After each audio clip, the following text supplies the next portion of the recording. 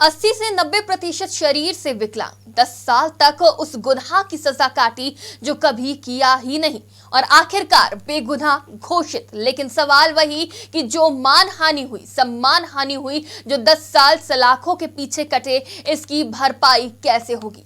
हम बात कर रहे हैं दिल्ली यूनिवर्सिटी के पूर्व प्रोफेसर जीएन साई बाबा की, जिन्हें माओवादी से संबंध होने के आरोप में बॉम्बे हाई कोर्ट ने उम्र कैद की सजा सुनाई थी, जिन्हें 5 मार्च को बड़ी राहत देते हुए बरी कर दिया गया है। जीएन साई बाबा नागपुर की सेंट्रल जेल में कैद थे। हाईकोर्ट की नागपुर पीठ ने गैर कानूनी गतिविधि रोकथाम अधिनियम यानी यूएपीए के तहत साई बाबा के खिलाफ दर्ज केस की सुनवाई की और साई बाबा समेत 6 अन्य लोगों की उम्र कैद की सजा के फैसले को भी पलट दिया है। मई 2014 में जीएन साई बाबा दिल्ली विश्वविद्यालय के छात्र हेम मिश्रा, महेश तिर्की, विजय तिर्की, नारायण सांगलीकर, पांडु नोरेटे और पूर्व पत्रकार प्रशांत राही को गिरफ्तार किया गया।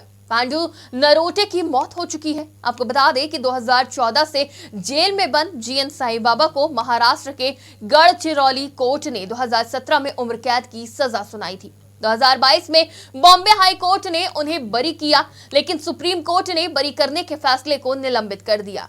अब एक बार फिर बॉम्बे हाई कोर्ट ने राहत देते हुए उन्हें बरी करने का फैसला सुनाया है। अब आपको बताते हैं कि कौन है जीएन साई बाबा और क्यों उन्होंने 10 साल तक जेल में गुजारे। आंध्र प्रदेश के पूर्वी गोदावरी के एक कस्बे अमलापुरम में जन्मे साई बाबा को 5 साल की उम्र में पोलियो हो गया था, जिसके बाद उनकी कमर से नीचे का हिस्सा काम नहीं करता है। वो व्हील चेयर पर ही रहते हैं।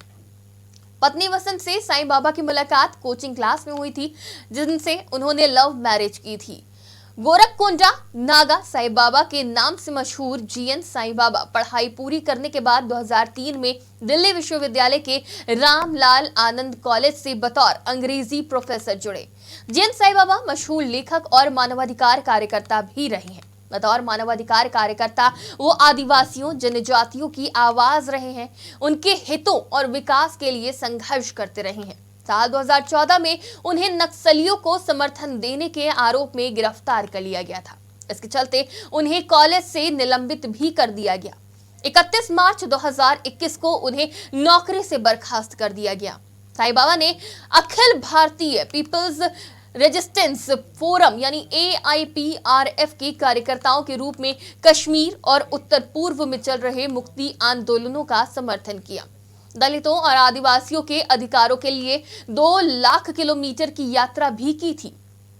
जीएन साई बाबा समेत अन्य लोग कई सालों से अपनी बेगुनाही और आजादी की लड़ाई लड़ रहे थे।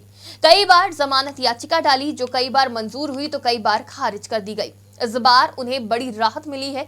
इससे पहले अक्टूबर 2022 में बॉम्बे हाई कोर्ट की नागपुर पीठ ने साई बाबा और 5 अन्य दोषियों को बरी कर दिया था, लेकिन सुप्रीम कोर्ट ने बॉम्बे हाई कोर्ट के फैसले को पलटते हुए सजा को बरकरार रखा। उस वक्त जीएन साई बाबा को गिरफ्तार करके नागपुर की सेंट्रल जेल में भेज दिया गया। अब हाई कोर्ट ने साई बाबा को निर्दोष साबित करते हुए बरी कर दिया है, लेकिन सवाल अभी भी सबके मन में कई है कि 10 साल जेल में गुजारे और अब निर्दोष साबित हुए। फिलहाल के लिए इतना ही। देश और दुनिया की तमाम खबरों के लिए देखते रहिए आज की खबर।